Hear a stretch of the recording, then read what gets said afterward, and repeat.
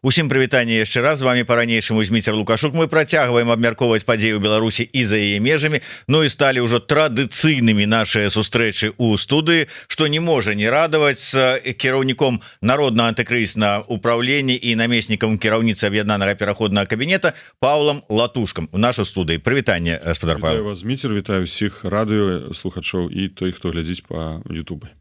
Давайте мы першым, бо спадар Павел як пачне цікавосткі расказваць, магу забыцца, таму калі ласка. Можа, я не ўсё расказаў, каб у эфіры пайшло. Ну так гэта правильно. Журналісту калі сказаў, ты ўжо ўсё. Ну, а то як же яно бывае, перад эфірам вот так вот нібыта каб раскачыгарыць чалавека, пачынаеш гаварыць, разгаворваць его, ён нешта прагаворыць, а потым у яго адкладаецца ў галаве, што я ж это ўжо сказаў, што я буду паўтарацца ўжо в эфіры. Таму не ўсё сказалі, але зараз будзем гаварыць. Але першым мы пачнем размаўляць. Я нагадываю усім, калі яшчэ гэтага не зрабілі, подписывайтеся на YouTube канал Павла Латушки, на сацыяльныя сеткі як яго Павел Латушка, так і сацыяльныя сеткі аб'яднанага пераходнага кабінета і Народнага антыкрызіснага ўпраўлення. Ёсць шмат цікавай інфармацыі. Спадар Павел вельмі актыўны у інфармацыйным такім, скажем, асвятленні падзеяў і, можа быць, адукацыі інфармацыйнай усяго грамадства. Хтосьці яго гэтым папракае, што больш піарыцца, чым, можа быць, чым іншым займае. Расказваем пра дзеянні. Але сапраўды, так што подписывайтеся і сачыце за тым, што робіцца. Ну, не забывайте подписываться на YouTube канал Еврорады. Спадар Павел, я хотел... Мы сёння дыскутавалі, дарэчы, прыходзіў Артём Шапараў, член Коордынацыйнай рады, які адказвае за медыйную службу, дыскутавалі. Вось паглядзіце твиттер Коордынацыйнай рады. Там толькі твиты Павла Латушки, ретвиты, і Артёма Брухана. І пытанне не ў тым, што мы акупавалі твиттер Коордынацыйнай рады. Пытанне ў тым, што просто ніхто не хоча пісаць. Гэта раз. А з іншага боку, калі хтосьці штосьці робіць, то напішыце аб гэтым. Мы робім і пішам. Но гэта сваімі рукамі, сваёй галавой і публікуецца на Коордынацыйнай радзе. Ну гэта ж не значыць, што мы кагосьці акупавалі. Гэта пытанне таксама жаданні. Жаданне просто рабіць тое, што даводзіць інфармацыю людзям. Мне здаецца, это натуральна і правільна. Калі палітык гэтага не робіць, то які ён палітык?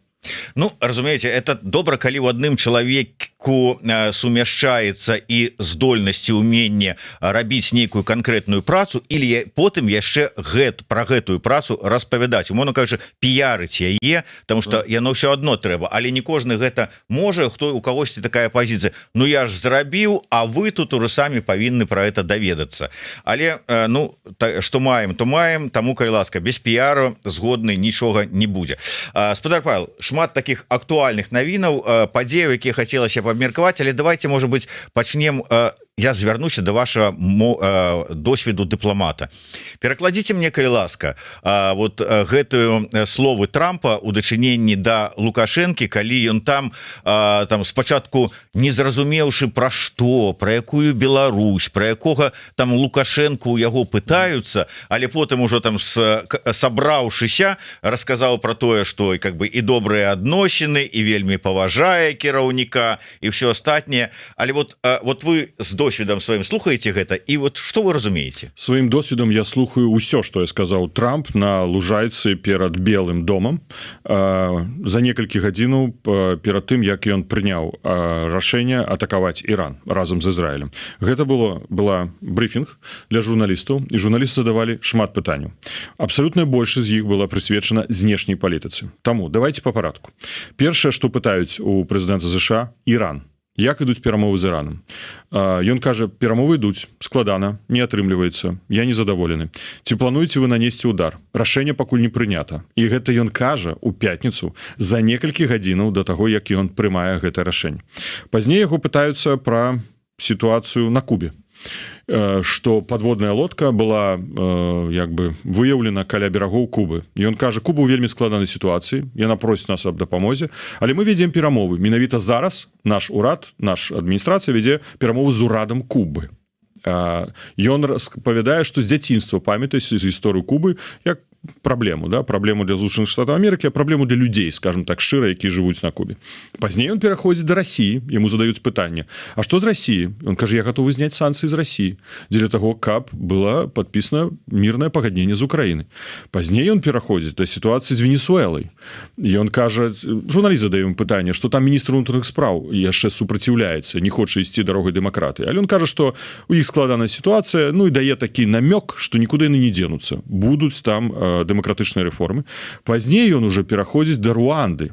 А Руанда, давайте узгадаем, ну, Трамп же вельмі часто нам казаў: я спыніў 7 войн, да? Я міратворец, мне ўдалося спыніць 7 войн. Руанда — гэта пагадненне, якое было падпісана бадай же 28 чэрвеня 2025 года паміж Руандай і Дэмакратычнай Рэспублікай Конга. І зараз зноў канфлікт, вайна аднавілася. І пазней задаюць пытанне пра Беларусь. Ён пераспрошвае так: а Беларусь, да? Ему кажа: так, у Европе у меня добрые адносіны з гэтым лідарам, я паважаю гэта лідара. Ці плануюць зняць санкцыі? Ён адыходзіць ад адказу і кажа: я паважаю гэтага лідара. Пазней ён уже кажа пра Пакістан. Мы таксама ведаем, што Трамп упісаў сабе ў спіс тых перамог, мірных перамог, менавіта Пакістан. Так вось, паглядзім з вами зараз у комплексе на ўсё, што мы з вами пачулі. Гэта стратэгія знешняй палітыкі Злучаных Штатаў Амерыкі на сённяшні дзень. Гэта тыя праблемныя пытанні, якімі займаецца прэзідэнт Злучаных Штатаў асабіста, Дзярждэпартамент і яго адміністрацыя. Гэта азначае, што ён выкарыстоўвае розную тактыку. Перад Іранам ён кажа: дрэнныя перамовы, вядзем перамовы, каб схлусіць хутчэй за ўсё, ну, каб не выдаць інфармацыю, што хутчэй за ўсё будзе прынята рашэнне пра атаку на Іран. Калі мы кажам пра Венесуэлу, нікуды не дзенуцца. Куба, ён дае зразумець, што я вырашу гэтае пытанне, бо я з дзяцінства памятаю гэтую праблему. Ён заігрывае з Пуціным, ён кажа: я гатовы зняць санкцыі, я гатовы да здзелкі з Расіі дзеля таго, каб спынілася Украіна. І ён заігрывае з Лукашэнкам. Гэта такая яго нестандартная дыпламатычная тактыка, стратэгія. Як гэта ацэньваць, ўжо можна па-рознаму, але мы бачым, што гэта нестандартная дыпламатыя, якую ажыццяўляе прэзідэнт Злучаных Штатаў Амерыкі у другі тэрмін свайго знаходжання пры ўладзе. І гэта такі таксама месседж Лукашэнку. Лукашенко, я пакуль цябе паважаю, я да цябе адносіся з павагай. Гэта не шчырыя словы, я перакананы, ну, абсалютна не шчырыя словы. Гэта менавіта такая спроба прыцягнуць яго пазітывам. Што адбылося з Мадура? Мадура таксама вёў перамовы. Мадура быў выкрадзены Дельтай і зараз знаходзіцца ў Нью-Йорку. Што адбылося з Іранам? Іран вадзіў занос Злучаныя Штаты Амерыкі, Хаменеі, і ўсё вышэйшае кіраўніцтва знішчана. Ён дэманструе, што я гатовы да нейкай рысы, да нейкай чырвонай рысы дамаўляцца, хваліць вас, задобрываць вас, даваць вам добрыя словы, казаць, які вы цудоўны. Ну, калі маё цярпенне скончваецца, вось тады я пачну дзейнічаць. Я не ідэаліст, я абсалютны рэаліст. Ніякай дельты ў Мінску не будзе. Не будзе ракетных удараў па палацу, дзе знаходзіцца Лукашенко, ці па 20 яго рэзідэнцыях. Яшчэ раз, беларускія роднікі, 20 рэзідэнцый у Лукашэнкі у Беларусі. 20! Па што чалавеку столькі? Ну, гэта іншая тэма. Не будзе такіх ракетных удараў. Але Злучаныя Штаты Амерыкі маюць вялікі інструментарый, якім чынам уплываць на Лукашэнку. Напрыклад, я памятаю яшчэ Байден, калі прыязджаў у Варшаву, тады пыталася нас амбасада амерыканская, Дзярждэпартамент, што прапанаваць, якія санкцыі выкарыстаць супраць Лукашэнкі. Да гэтай пары не ўведзены санкцыі на долар амерыканскі на тэрыторыі Беларусі. Еўрапейскі саюз увёў санкцыі, а амерыканцы не ўвялі. Вялікія санкцыі могуць быць введзены на фінансавую сістэму. Ёсць магчымасць вярнуць санкцыі на самалёты Лукашэнкі, вярнуць санкцыі на Белаве. Амерыканцы могуць выкарыстаць свой патэнцыял. Ён ужо, Лукашенко, больш за год вводзіць за нас амерыканцаў. Больш за год ён проста хлусіць, падманвае, выкручваецца і не робіць тое, на што разлічвае Трамп. Зараз, пасля таго, як адбылася гэтае дзеянне супраць Ірана, ну, давайте пагадзімся, ёсць розныя пункты гледжання у юрыстаў, міжнароднікаў, хтосьці кажа, што гэта права на самаабарону, яны нанеслі гэты удар дзеля таго, каб не быў нанесены удар ядзернай зброі па тэрыторыі Ізраіля і Злучаных Штатаў Амерыкі, бо ў стратэгіі знешняй палітыкі і вайсковай палітыкі Ірана гэта знішчэнне гэтых дзяржаў, таму это была самаабарона. Всё ж таки тут не было згоды Савета бяспекі ААН, то гэта трэба разглядаць, конечно, як парушэннем міжнароднага права, скажу так дыпламатычна. Вось, але што тычыцца Лукашэнкі, яшчэ раз вяртаюся, тут не трэба парушаць міжнароднае права. Тут можна скарыстацца з таго інструментарыя, які мае прэзідэнт ЗША ў сваім распараджэнні. Ну вось, бачыце, таму што я чытаў ужо такія меркаванні, што, маўляў, ён там не мог прыгадаць, дзе тая Беларусь. Ён ні разу не назваў не тое, што прозвішча Лукашэнкі, але нават, што типа прэзідэнтам не назваў яго. Пра гэта давайте паговорым асобна. Вось ён не называе яго прэзідэнтам. І мы, калі хто цікавіцца міжнародным правам і аналізам нашых юрыстаў, паглядзіце ў суботу відэо на YouTube-канале, дзе мы расклалі на падставе нацыянальнага заканадаўства Злучаных Штатаў Амерыкі, дыпламатычнай практыкі Злучаных Штатаў Амерыкі, і мы робім выснову, з ёй можна спрачацца, калі ласка, юрысты запрашаюць да дыскусій, што Злучаныя Штаты Амерыкі не прызнаюць Лукашэнку прэзідэнтам Беларусі. Чаму? Па-першае, ёсць мануал знешняй палітыкі Злучаных Штатаў Амерыкі, які акрэслівае, як праводзіцца знешняя палітыка Злучаных Штатаў Амерыкі. Там ёсць прапісана таксама, хто мае права прызнаць прэзідэнтам іншай краіны у якасці прэзідэнта. Мае права гэта зрабіць толькі прэзідэнт Злучаных Штатаў Амерыкі альбо дзяржсакратар Злучаных Штатаў Амерыкі. Якім чынам гэта робіцца? Гэта робіцца на афіцыйным акаунце Белага дома альбо дзярждэпартамента. Мы не маем на сённяшні дзень з вами публікацыі на афіцыйным акаунце Белага дома. Truth Social – гэта асабісты, прыватны акаунт прэзідэнта Злучаных Штатаў Амерыкі Дональда Трампа. Другая форма прызнання – гэта натыфікацыя. Нам невядома, ці была натыфікацыя аб прызнанні Лукашэнка прэзідэнтам. Давайте яшчэ таксама узгадаем. Пасля 25 студзеня мінулага года былі без выбараў у Беларусі, да, калі Лукашэнка перапрызначыўся. Тады же не было ніякай заявы афіцыйнай з боку Злучаных Штатаў Амерыкі, што яны не прызнаюць альбо прызнаюць. Яны нічога фактычна не сказалі. Да? Першы раз за шмат-шмат гадоў яны не адрэагавалі, але прызнання не было. Пазней формай прызнання з'яўляецца накіраванне пасла Злучаных Штатаў Амерыкі да прэзідэнта ці ў ту краіну, які ўручае прэзідэнту гэтай краіны даверчыя лісты. Пасла Злучаных Штатаў Амерыкі да гэтай пары няма. Калі мы паглядзім на перапіску, хтосьці мне можа сказаць, так ён жа пісаў лісты, да? Так, ён пісаў лісты. Але вельмі цікава, што ў гэтых лістах ён звяртаецца спадар Лукашэнка, господин Лукашенко, містер Лукашенко. Ён не звяртаецца нават ваша экселенцыя. Ён не звяртаецца спадар прэзідэнт. Там нема ў фармуліроўках, менавіта, калі мы параўналі лісты, які ён піша усім іншым, напрыклад, таго, каго ён запрасіў у Савет міра, то ён звяртаецца ваша экселенцыя, альбо спадар прэзідэнт, альбо спадар прэм'ер-міністр. Тут ён асабіста звяртаецца. Усе яго лісты у адрес Лукашэнкі маюць прыватны характар.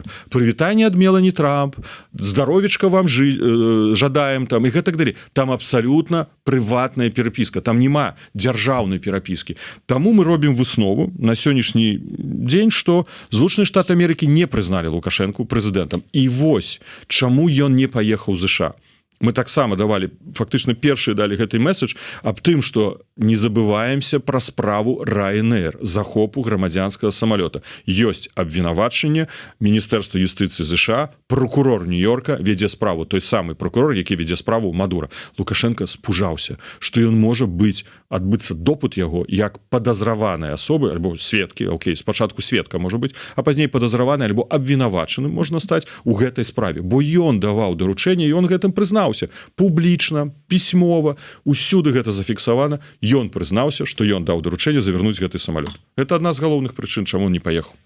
Вось, дарэчы, наконт магчымай адказнасці крымінальна пытанне ад аднаго з нашых гледачоў. Як там справы з узбуджэннем справы на Лукашэнку, калі гэта адбудзецца? То есть, ну, якім гэта... Я буду шчыра казаць, мы не спыняемся ні на адзін дзень. Хтосьці скажа, ну так, доўга. Да, я таксама незадаволены, доўга.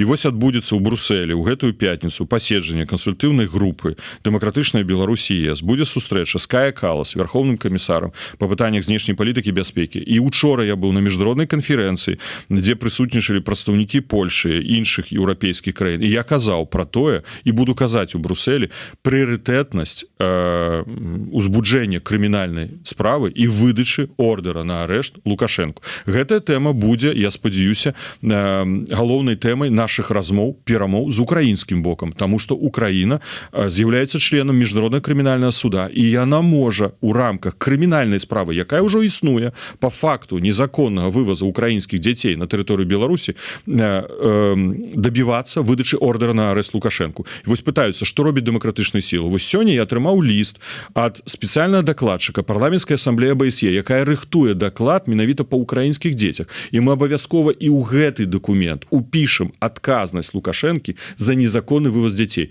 Усе дакументы падпісаны ім ёсць. Што тычыцца справы за злачынствы супраць беларускага народу, злачынствы супраць чалавечнасці, усе факты, у тым ліку, я казаў ужо, паўтаруся, дэпартацыі палітзняволеных, вызваленых, дзякуючы амерыканскаму боку, і дэпартаваных на тэрыторыю Украіны, і пазней яны знаходзяцца на тэрыторыі Польшы, Літвы, все гэта зафіксавана, усё гэта перададзена ў офіс прокурора міжнароднага крымінальнага суда. Там працуе група экспертаў. Больш я не маю права сказаць. Працуе група спецыяльна прызначаная экспертаў, афіцыйных супрацоўнікаў офіса прокурора, якая гэта ўсё збірае, акумулюе і аналізуе.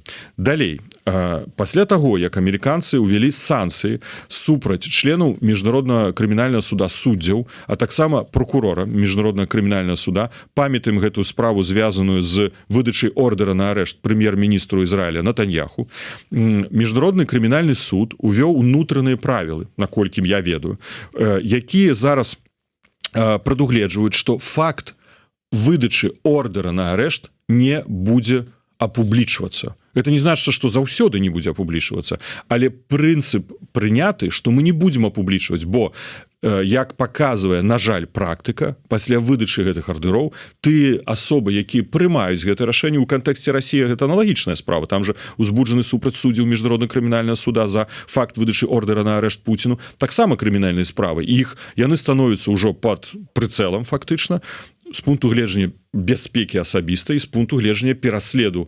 юрыдычнага, псеўдаюрыдычнага, крымінальнага і фінансавага, бо санкцыі могуць мець характар фінансавы. Адышло некалькі супрацоўнікаў, наколькі я ведаю, з міжнароднага крымінальнага суда у сувязі з гэтым, бо яны, напрыклад, з'яўляюцца грамадзянамі Злучаных Штатаў Амерыкі, і для іх уже выклік працаваць у такім судзе, калі адміністрацыя прэзідэнта Злучаных Штатаў Амерыкі пераследуе іх. Таму на сённяшні дзень мы можам з вами нават не ведаць, ці выдадзены ордэр. Вось як толькі у справе, звязанай са злачынствам супраць чалавечнасці, мы пераходзім на этап пачатку расследавання, а зараз у нас ідзе папярэдняя стадыя расследавання. Вось калі ўжо ўзбуджаецца крымінальная справа, Зміцер і ўсе гледачы беларусы і беларускі, у наступны дзень можа быць выдадзены ордэр на арышт. У справе украінскіх дзяцей ён можа выдадзены быць вось у гэтую хвіліну. Вось мы з вами размаўляем, ён можа быць выдадзены. Пытанне палітычнай волі.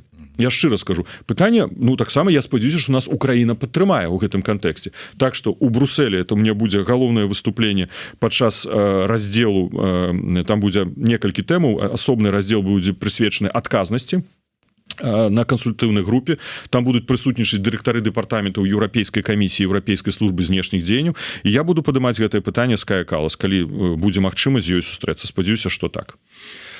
Спадар Павел, таксама шмат пытанняў ёсць ад нашых гледачоў. Дарэчы, шмат пытаюцца пра Мельнікаву, што-небудзь вядома, не? Да, я могу сказаць, што на мінулым тыдні я накіраваў ліст афіцыйны да міністра юстыцыі, генеральнага прокурора Польшы, спадара Журака, з просьбай даць па магчымасці даступную інфармацыю, якая можа быць апублічана ў справе расследавання справы, звязанай з знікненнем Анжэлікі Мельнікавай. Я атрымаў праз некалькі дзён адказ за подпісам дырэктара кабінета спадара міністра, што моя просьба накіравана прокурору нацыянальнай прокуратуры, які вядзе расследаванне гэтай справы, з просьбай даць па магчымасці максімальную інфармацыю. Гэта будзе рашэнне прокурора, бо гэтае следства яно засакрэчана, яно ідзе пад грыфам. Гэта следства разглядаецца, я разумею, у кантэксце нацыянальнай бяспекі Польшы. Таму нават я аргументую, што я быў менавіта той асобай, якая падала заяву ў камендатуру сталічнай паліцыі у сувязі са знікненнем Анжэлікі Мельнікавай. Спадзяюся, што я атрымаю хутка адказ. Як толькі я атрымаю, я разумею, што ён будзе мець публічны характар, бо я не маю доступа да сакрэтаў Польшы і не магу мець, бо я замежны грамадзянін. Я абавязкова паінфармую, што ведаю на сённяшні дзень, што дакладнае месца, это уже, скажем так, камунікацыя рабочая, дакладнае месца знаходжання да гэтага моманту не усталяванае. Таксама, як і Анатолія Котова. Я пытаюся таксама, ён уже даўно не быў членам нашай каманды, вельмі давно, але ўсё ж таки это быў дыпламат, які працаваў, калі я быў амбасадарам. Вось, абсалютна няма ніякай інфармацыі адносна Анатолія Котова. Наконт санкцыйнага ціску на рэжым, я ведаю, што у вас была таксама такая кансультацыя з тымі вашымі калегамі ці там структурамі, з якімі вы супрацоўнічае, маю на увазе НАУ супрацоўнічае у гэтым пытанні. Вось акурат Віктор К. пытаецца, як санкцыі супраць Лукашэнкі дапамогуць нам прыбраць з Беларусі расійскую ядерную зброю, ці вы не лічыце гэта праблемай? Ну і ўвогуле пра санкцыйны ціск. Ну, мы заўсёды гэтае пытанне паўтараем. На сённяшні дзень нам ніхто не дасць ні F-16, ні F-35 і нанесе ракетны удар па дварцу, палацу, дзе знаходзіцца Лукашенко. Давайте просто тады глядзець, які ў нас ёсць інструменты, якім чынам гэта можна змяніць. Што тычыцца сустрэчы каардынуючай, так, менавіта я таксама буду выступаць падчас кансультатыўнай групы па пытаннях санкцыйнай палітыкі і буду прадстаўляць пазіцыю аб'яднанага пераходнага кабінета. Важна, што мы правялі вось на днях сустрэчу каардынуючую. У нас гэтыя сустрэчы маюць сістэмны характар. Перад кожным паседжаннем кансультатыўнай групы, яна адбываецца 2 разы на год, перад стратэгічным дыалогам са Злучаных Штатаў Амерыкі мы збіраемся разам. НАУ, Белпол, рабочы рух. Таксама запрашаем журналістаў-расследавальнікаў з бюро, з БРЦ. І у нас была такая сустрэча на гэтым тыдні, і мы ўзгаднілі агульную пазіцыю. Наша агульная пазіцыя заключаецца ў наступным. Мы лічым важным, каб Злучаныя Штаты Амерыкі выкарыстоўвалі назапашаны санкцыйны патэнцыял дзеля таго, каб спыніць рэпрэсіі і вызваліць усіх палітзняволеных. Мы лічым важным, каб Еўрапейскі Саюз працягваў санкцыйны ціск у адносінах да рэжыма Лукашэнкі, не змяншаў яго, а лепш каб павялічыў з улікам таго, што ўсе даклады, уся інфармацыя, якая ідзе ад праваабаронцаў беларускіх і ад Вясны, і ад дысідэнты Бай, іншых арганізацый, ад вас, ад журналістаў, сведчыць пра тое, што Лукашенко не змяншае рэпрэсіі. Рэпрэсіі працягваюцца, прысуды выносяцца, таму ціск павінен быць працягнуты. Калі Лукашенко хоча развіваць адносіны з Еўрапейскім Саюзам ці спрабаваць нармалізаваць, лепш так сказаць, да? Паспрабаваць, то ён павінен атрымаць дакладны месседж. Спачатку нармалізуе адносіны з беларускім грамадствам, з беларусамі, якія ўнутры Беларусі пад рэпрэсіямі, з беларусамі, якія па-за межамі вымушана пакінулі тэрыторыю краін. І вось тады можна перайсці да размовы з Еўрапейскім Саюзам. Гэтая пазіцыя узгоднена нашымі 3 арганізацыямі. Я ад імя гэтых арганізацый аб'яднанага пераходнага кабінета буду яе прадстаўляць у Брусэлі. Важна, што Еўрапейскі Саюз працягвае санкцыйны ціск. Еўрапейскі Саюз працягнуў на год санкцыі ў адносінах да рэжыму Лукашэнкі, бо няма падставаў. І мы сустракаліся 3 тыдні таму назад у Варшаве, была дэлегацыя Еўрапейскай камісіі, Еўрапейскай службы знешніх дзеянняў. Няма падставаў для змены санкцыйнай палітыкі. Лукашенко не дае месседжаў, якія былі бы падставы. Што тычыцца 20-го санкцыйнага пакета, ну тут праблема ўзнікла ў Венгрыі і ў Славакіі. Там упісаны, дзякуючы тыліку тым арганізацыям, якія узгадаў, успісаны прадпрыемствы, звязаныя з ваенна-прамысловым комплексам Беларусі. Што тычыцца да ядзернай зброі, ну, слухайце, нам важна вярнуць суб'ектнасць беларускаму грамадству. З Лукашэнкам мы не дамовімся. Вось беларусы, калі яны бяруць у рукі ўладу, калі яны становяцца суб'ектам, вось тады можна казаць і пра ядравую зброю, і пра дэмакратычныя змены. Як гэта дасягнуць? Трэба інвеставаць у беларускае грамадства. Учора на этой міжнароднай канферэнцыі, якую я узгадываў перад эфірам, я казаў, гэта адкрытыя пагранічныя пераходы, гэта выдача віз беларусам, гэта разнастайныя праграмы падтрымкі, гэта камунікацыя з грамадствам. Інвеставаць трэба не ў Лукашэнку, а інвеставаць трэба ў беларускае грамадства. Да, гэта доўгі шлях, да, гэта шлях, ну, скажем так, цяжкі праз перашкоды, але і Лукашенко не вечны, і сітуацыя, як мы бачым, у свеце мяняецца. І Злучаныя Штаты Амерыкі вядуць сябе нестандартна ў розных сітуацыях. Мы просто павінны быць да гэтага прыгатаванымі і ў гэты момант, каб мы не страцілі грамадства. Вось я чаго перажываю, што сацыялогія, на жаль, паказвае, што да, настроі змяняюцца. Абсалютная больш 65% беларусаў хоча жыць у дэмакратычнай краіне. Это апошняя сацыялогія з мінулага года, якую я атрымаў і прачытаў. Але вось тут галоўная мэта не згубіць беларускае грамадства. Спадар Павел, я хочу ізноўку звярнуцца да вашага досведу дыпламата, каб вы мне патлумачылі ўсё ж таки, якія наступствы могуць быць у такіх заяў, прапаноў, як яно ўвогуле выглядае. Першае, я хочу звярнуцца да сённяшняга допісу Валерыя Цапкалы. Таксама ж дыпламат, нібыта, ён сустракаўся... Чаму нібыта дыпламат? Дыпламат. Першы намеснік міністра замежных спраў, самы малады. Ён сёння піша, што сёння ў Белым доме сустракаўся з намеснікам дарадцы прэзідэнта ЗША па нацыянальнай бяспецы. Ну і піша пра пытанні, якія там абмяркоўвалі. Мне, конечно, там дзіўна, но это яго справа, там абмяркоўваць пытанне штучнага інтэлекта, там сітуацыю ў Венесуэле, Кубе і ініцыятыва там па Афрыцы скіраваная, але датычна Беларусі одно пытанне, я процитую, як написано у яго. В частности, обсудили вопросы региональной безопасности и участия Беларуси в войне России против Украины. Было предложено, чтобы при подготовке будущего мирного договора по Украине Беларусь была включена в него как государство, принявшее участие в войне, предоставив для военной кампании России свою территорию и инфраструктуру. Ну, слухайте, гэта факт, да, мы гэтага не адмаўляем. Але калі вот гэта зараз будзе, ну, пры складанні мірных пагадненняў вось у такім ключы указывацца, ці, ну, вот, может быть, я перабольшваю, но мне падаецца, что это вот, ну, как бы не вельмі тое, что в інтарэсах беларускага народа. Ну, калі я палітык беларускі і з'яўляюся абраным палітыкам праз выбары ў Коордынацыйную раду, і для мяне гэта вялікі гонар, для мяне гэта асабіста важна, і таму я магу казаць не толькі ад сябе, магу казаць ад беларусаў, які прагаласавалі так, не шмат, але прагаласавалі. І дзякуем за гэта. Я, конечно, выбіраю не размаўляць пра камп'ютарызацыю Афрыкі. Я буду выбіраць пра тое, што размаўляў, напрыклад, на мінулым тыдні з дырэктарам консульскага дэпартамента МЗС Польшы па пытаннях візавай палітыкі, дзейнасці візавага цэнтра, консульстваў, каб беларусы маглі атрымліваць візы, па пытаннях палітзняволеных, легалізацыі.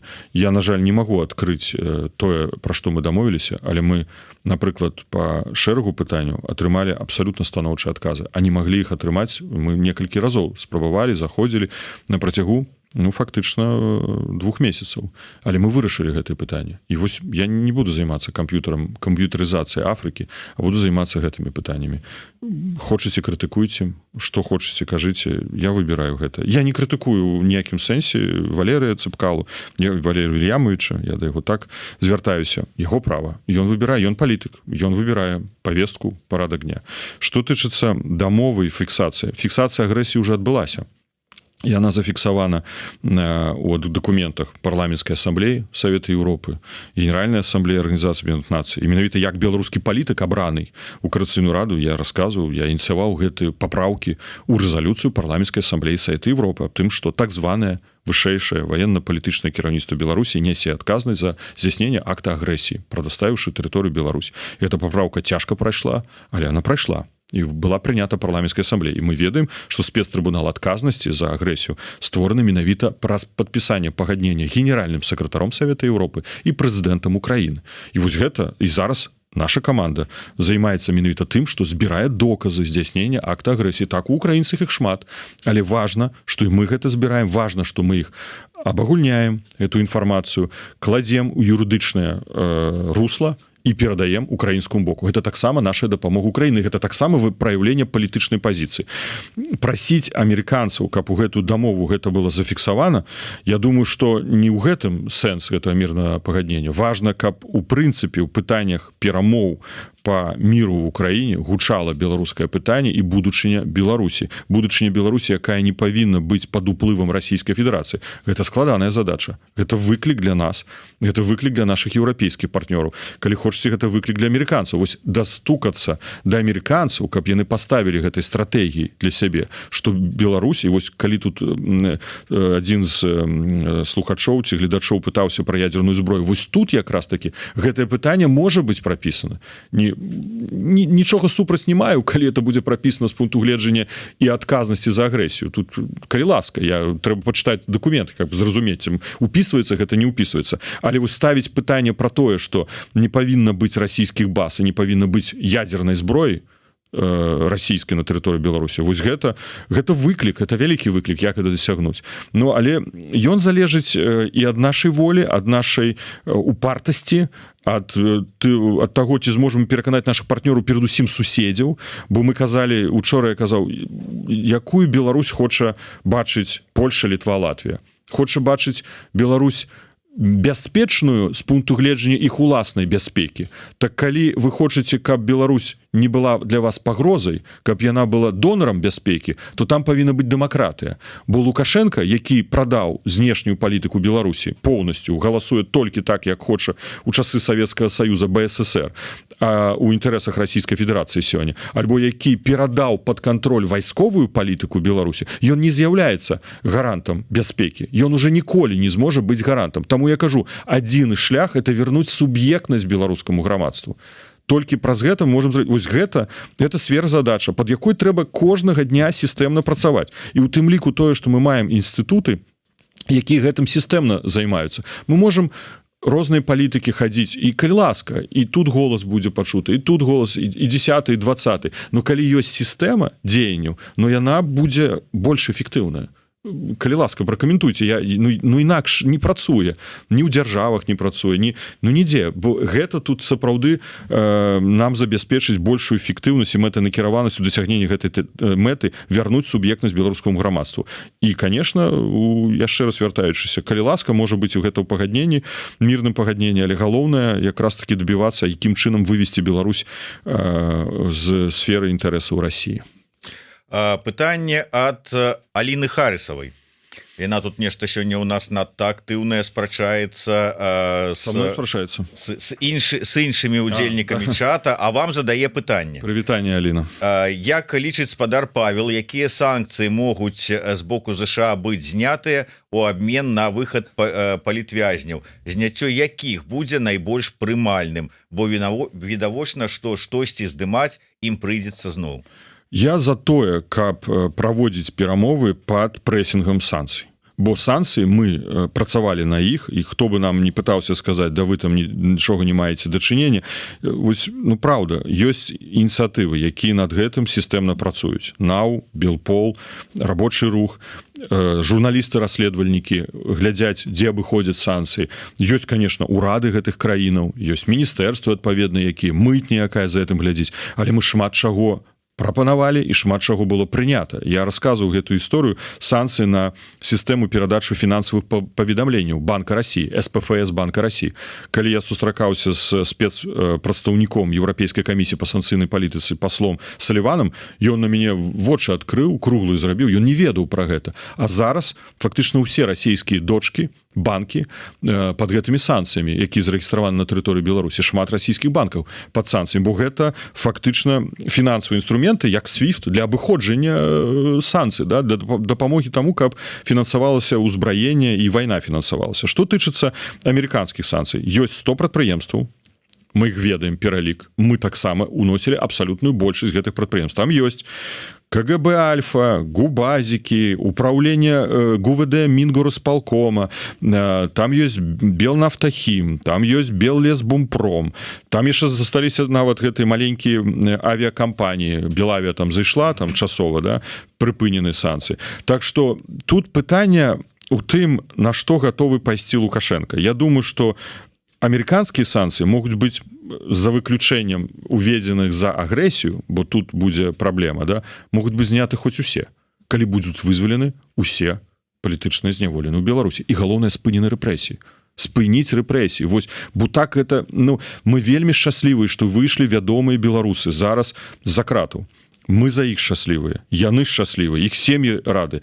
Але жыццё чалавека, лёс чалавека, неважна, ці ён палітык вядомы, ці ён невядомы. Нам кожны важны, правильно? Калі выпускаюць вядомых і сажаюць за ними 10 невядомых, ну так і што для нас будзе больш каштоўным? Кожнае жыццё, оно важно. Таму я прыхільнік таго, за выключэннем тых санкцый, які былі введзены за агрэсію, это асобны трэк, хоць усе здымаць, калі Лукашенко спыняе рэпрэсіі і вызваляе ўсіх палізняволеных. А еўрапейскія санкцыі, вось гэта залатая акцыя. Вось гэта наша залатая акцыя. Калі залаты голас, калі ты маеш права апошняга слова. І вось тут трэба, каб Еўрапейскі Саюз, і мы будзем даводзіць, мы даводзілі, і я буду ў Брусэлі пра гэта казаць, скарыстаў іх для сістэмных зменаў, не касметычных зменаў у Беларусі. Не хоча Лукашенко, значыцца, няхай жыве з еўрапейскімі санкцыямі. Сістэмныя змены, што вы маеце на ўвазе? Дэкрыміналізацыя грамадска-палітычнага жыцця. Ну, конечно, можем ідэальна расказаць гісторыю. Гэта дазвол на дзейнасць палітычнай партыі, грамадзянскія арганізацыі, 2000 ліквідаваных,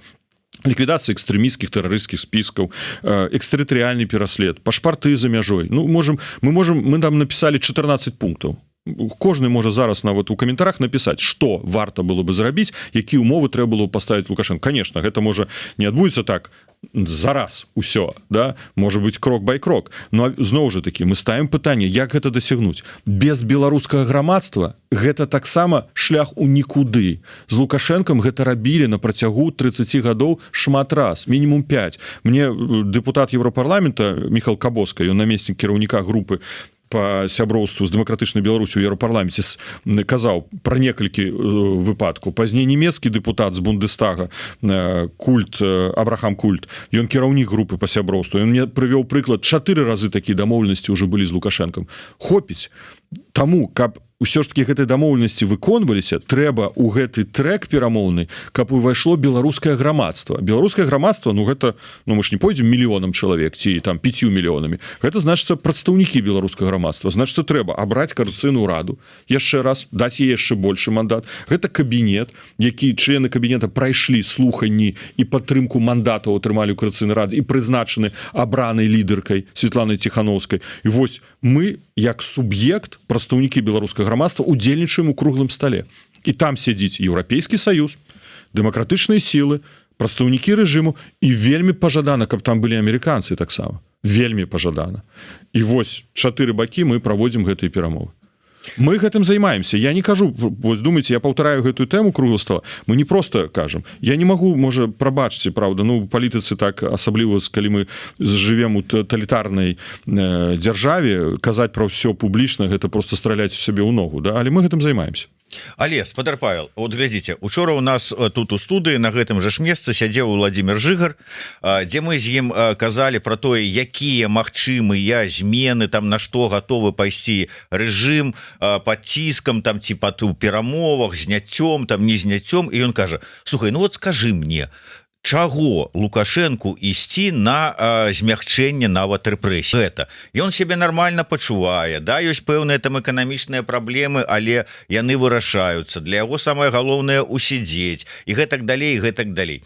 З іншага боку, ёсць вот той же самы чытаў допіс Кавалеўскага, які піша пра тое, што хтосьці яшчэ 1,5 гады таму не верыў, што вызваленні палітвязняў магчымыя. Але вот перамовы пайшлі, штосьці там на штосьці мяняецца, і вязні выходзяць, і таму калі хтосьці заходзіць, ну зноў жа такі Валерый Кавалеўскі, ну шаноўны, ну вы заходзіць у турмы больш, чым выходзіць. Ну так, але размова ідзе пра тое, што ён кажа, што для кагосьці вот гэтыя словы, што будуць зніжацца ўзровень рэпрэсій, сёння падаюцца немагчымыя, але пройдзе час, і глядзіш, это стане мейнстрымам. І вот вашыя словы пра круглы стол. Я сяжу на вас, гляжу, думаю, у сённяшніх умовах які круглы стол? Немагчыма. Я пакажу, сёння не, а заўтра так. Але ўвогуле ёсць жа, скажем так, мы палітыкі, мы павінны працаваць да дасягнення мэты. Мы можем просто уводзіць, прасіць, маліць, пераконваць партнёраў, уводзьце яшчэ санкцыі, яшчэ санкцыі. Што будзем чакаць далей? Но мы прапаноўваем уводзіць санкцыі і адначасова прапаноўваем інструмент для гэтага рэжыму, як выйсці з гэтай сітуацыі.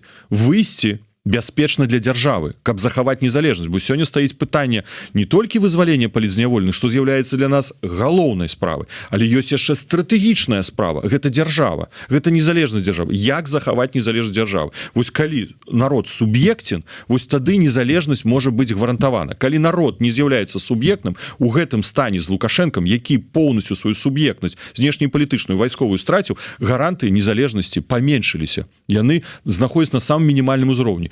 І суб'ектнасць Лукашэнкі знаходзіцца на самым мінімальным узроўні. Як не справакаваць рускіх? Гэта трэба рабіць перамоўны працэс на падставе нават гэтай канстытуцыю, якую сам напісаў Лукашенко. Яна нам не падабаецца, мы за яе не галасавалі, але садзіцца на паставе гэтай канстытуцыі, тады у рускіх не будзе аргументу, што вы зрабілі Майдан. Як выйшаў Церцель, адказваючы на нашу прапанову напрыканцы мінулага года, старшыня КДБ, ён сказаў, што яны нам прапанавалі круглы стол Майдан.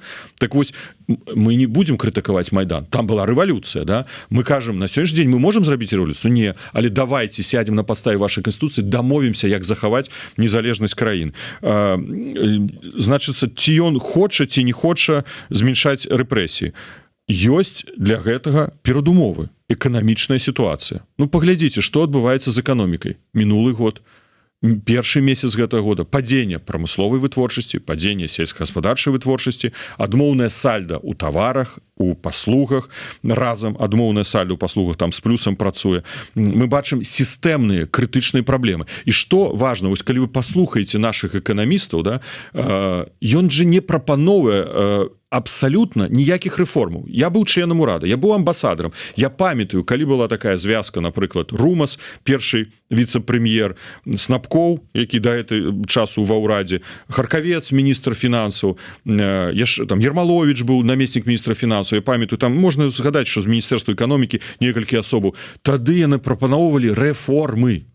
На сённяшні дзень вы чуеце пра хоць нейкую рэформу з боку ўрада Турчына? Нічога няма. Яны думаюць, што менавіта яны ўжо, мне здаецца, стаміліся і склалі ўжо рукі. Разумеюць, што спрачацца з Лукашэнкам няма сэнсу. Ён не прымае рэформы. Я памятаю, прыехаў міністр эканомікі, не буду называць яго прозвішча, ў Парыж. Мы пайшлі з ім гуляць па вуліцы. Я з гатэля сустрэў, і ён мне кажа, колькі не спрабаваў прапаноўваць Лукашэнку эканамічнай рэформы. Всё на адлуп. Катэгарычна не хоча. Але ўсё ж таки тады наступіў нейкі час, і рэформы пайшлі пасля крызісу 2014 года. Памяце, была таксама крытычная сітуацыя. Вось на сённяшні дзень яны ўжо не прапаноўваюць гэтых рэформ. Калі яны не прапаноўваюць сістэмных эканамічных зменаў, то гэты шлях прывядзе да катастрофы. А катастрофу, такое слово выкарыстоўвае менавіта сам Лукашенко.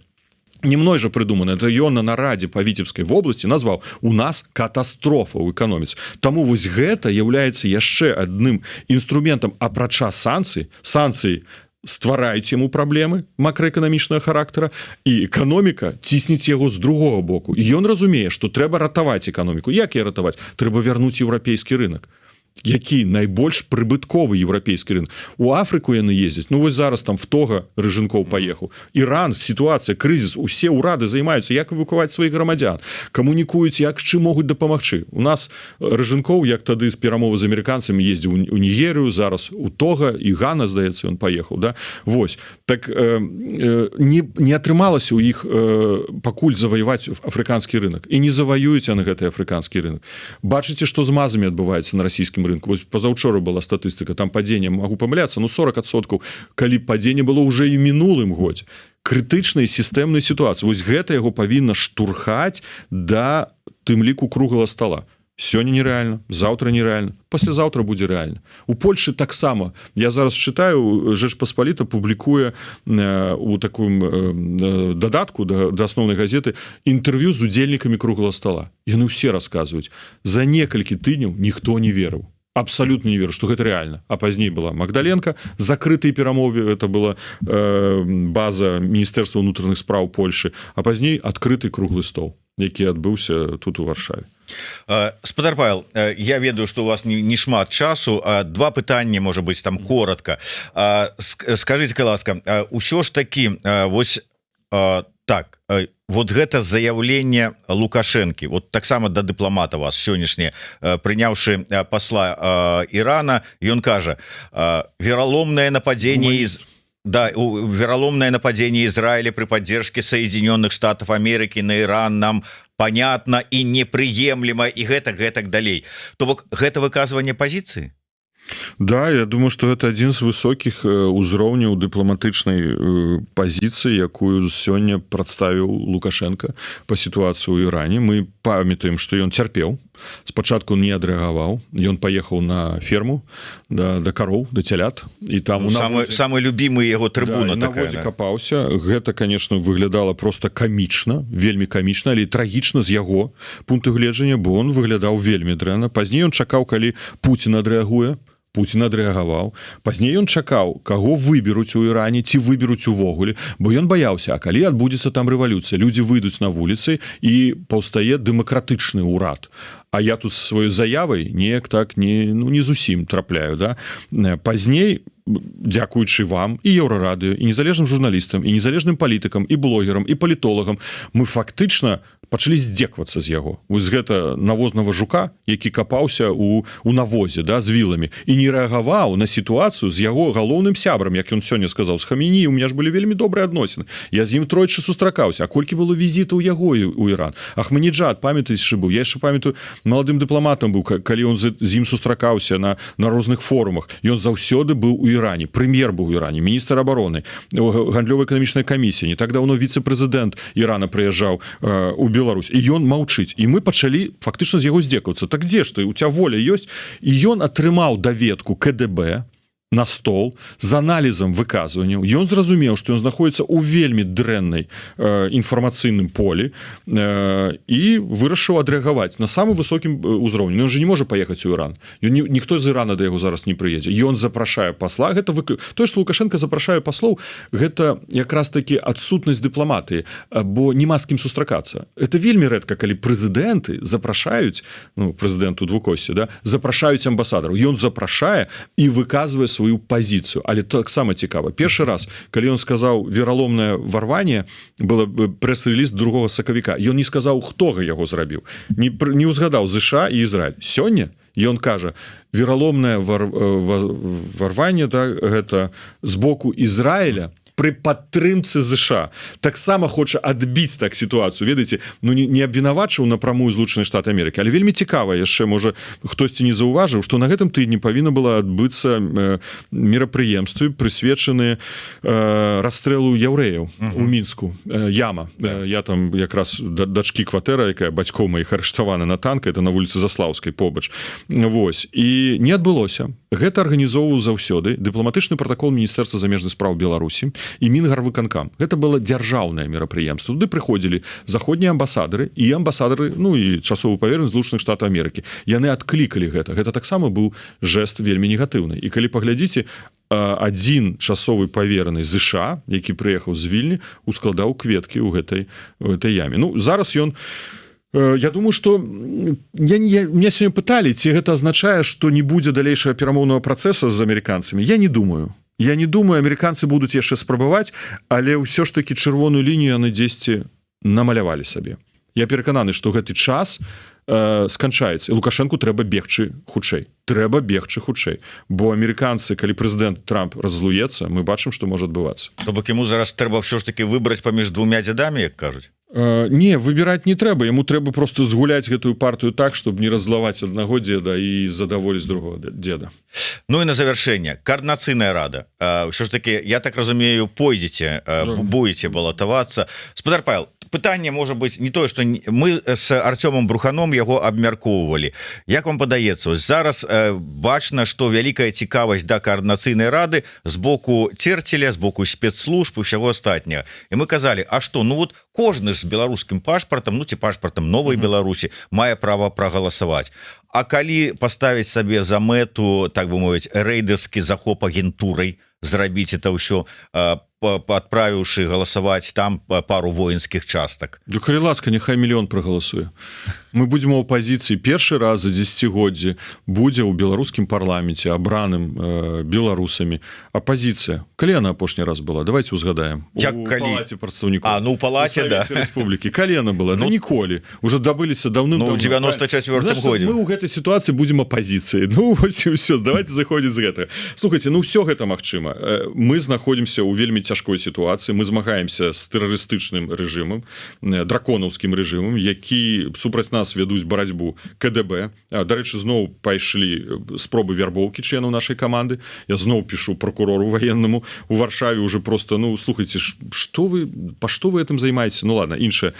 Супраць нас КДБ, военная выведка Міністэрства ўнутраных спраў. Усе спецслужбы працуюць, каб знішчыць інстытуты, так, каб знішчыць нашу дзейнасць. Не гледзячы на гэта, мы працягваем змагацца, працаваць, дасягаць нейкіх мэтаў. Хацелася бы больш, але супрацьдзеянне-то якое моцнае, да? Вось. Калі яны будуць гэта рабіць? Ну, я думаю, што гэта пытанне будзе для выбарчай камісіі, нашай выбарчай камісіі паважаны. Яны будуць вырашаць, як гэта ацэньваць. Я думаю, я веру ў Паўла Лібера, які будзе разумець, што адбываецца на рэсурсах. Блэкчейн, тую сістэму, якую ён стварыў галасаванне, яна бяспечная. Яна даказала, што яна абсалютна бяспечная. Гэта же банкаўская сістэма. Не было ніякіх узломаў, ніхто не быў. Яны могуць, конечно, фейкава разгуляць гісторыю, што кагосьці затрымалі за галасаванне. Гэта будуць все гульні. Я не веру. Сістэма, я думаю, я веру Паўлу Ліберу выстаіць. Выклік будзе ўсім тым, хто будзе кандыдатамі. Бо мінулым разам все атрымалі крымінальныя справы. Я з павагай да ўсіх сваіх калег і калежанак, кандыдатаў і сённяшніх сяброў Коордынацыйнай рады. Кожны атрымаў крымінальную справу, кожнага фактычна арэшт маёмасці. І да бацькоў, да родных прыйшлі. Шмат каго вымушаны былі эвакуаваць з тэрыторыі Беларусі. З павагай да гэтых людзей, які працягваюць змагацца, не гледзячы на ўсе гэты маштабныя рэпрэсіі. Спадар Павел, я ўсё ж таки пра іншае. Вот мы прайшлі праз вот эту сітуацыю з Ікотавым і Мельнікавым. Да, мы не ведаем, але вот нейкі такі шлейф, ён ёсць падазронасць. Таксама для КДБ вельмі важна. Зміцер, ну зразумейце, што магло зрабіць КДБ? Конечно, грошы забраць з рахункаў, прадэманстраваць, што яна трапіла ў гэтую лавушку кахання там, да, вось медовую пастку. Вось гэта іх гэта была стратэгія. Ну як гэта не зразумець? Конечно, ну можа гісторыя калісьці рассудзіць і штосьці будзе іншае мы будзем ведаць. Я да таго, што і вот вы зараз кажаце, ну так как бы з гумарам паставіліся да гэтай апісанай мной сітуацыі магчымасці захопу там агентурай Коордынацыйнай рады, а уявіце сабе, потым прадстаўлена ж Коордынацыйная рада у ПАСЕ, у іншых арганізацыях, структурах. Сказал, для гэта ёсць цэнтральная выбарчая камісія, якая будзе прымаць рашэнне аб тым, адбыліся выбары ці не адбыліся з пункту гледжання рэгламента, з пункту гледжання бяспекі. Ёсць Павел Лібер, вельмі дасведчаны, шанаваны чалавек, якога мы ведаем яшчэ з 2020 года. Колькі ён стварыў сістэму, правда? Вось, у нас няма іншых інструментаў. Ну, які у нас могуць быць інструменты? Так, рызыкі такія ёсць, ну окей, будзем ім супрацьстаяць, але гэта ўжо будзе пытанне не да чальцоў, не да кандыдатаў на выбары ў Коордынацыйную раду, правда? Гэта будзе менавіта для гэтых інстытутаў. Хто адказвае за інфармацыйную бяспеку галасавання, сістэму IT галасавання, і хто адказвае за прызнанне, непрызнанне выбараў і ацэнку гэтай ўсей сітуацыі. Дзякую. Трэба баяцца, слухайце, баяцца ваўкоў у лес не хадзіць. Трэба ісці і галасаваць. Калі там хтосьці кажа, добраахвотчы корпус давайте стварыць. Як можна стварыць войска, ну, напрыклад, возьмем там Украіне X, ну, ва Украіне, да, без палітычнай інстытуту. Каму яно будзе падпарадкоўвацца? У Польшчы кажуць, трэба ствараць. Каму яно будзе падпарадкоўвацца? Ну, давайте так, калі няма палітычнай надстройкі, гэта нерэалістычны сцэнар. Таму прадстаўнічы орган, мы так марылі мець дэмакратыю, мы так хацелі галасаваць на свабодных выбарах. Мы ўпершыню ўжо другі раз хочам абраць прадстаўнічы орган, трэба ісці галасаваць. Інакш мы будзем клуб аднаасобнікаў. Вось так будзем ездзіць усе па розных гарадах і казаць, я маю права казаць ад беларусаў. Коордынацыйная рада гэта самы унікальны, самы рэальны спосаб аб'яднання. Бо мы ўсе ўваходзім у адзін інстытут, але з рознымі стратэгіямі, з улікам таго, хто перамог, хто стварыў кааліцыю большасці, ён рэалізуе сваю стратэгію. Хто не згодны з нашай сённяшняй кааліцыяй большасці стратэгій, перамагайце і вы будете реалізоўваць вашу стратэгію. Мы будзем у апозіцыі. Ну як інакш. Дзякуй вялікі. На жаль, трэба завяршаць нашу размову. Бачце, спадар Павел гатовы і мае што сказаць, але мне там ужо адтуль з карыдора машуць, што трэба завяршаць гэтую размову. Дзякуй вялікі. Павел Латушка быў у нас у эфіры. Подписывайтесь на YouTube канал і сацыяльныя сеткі і Павла Латушкі і Народна антыкрызіснае ўпраўленне АПК. Ну і безумоўна не забывайся пра Еўрарада. Да сустрэчы. Жыве Беларусь. Жыве вечна.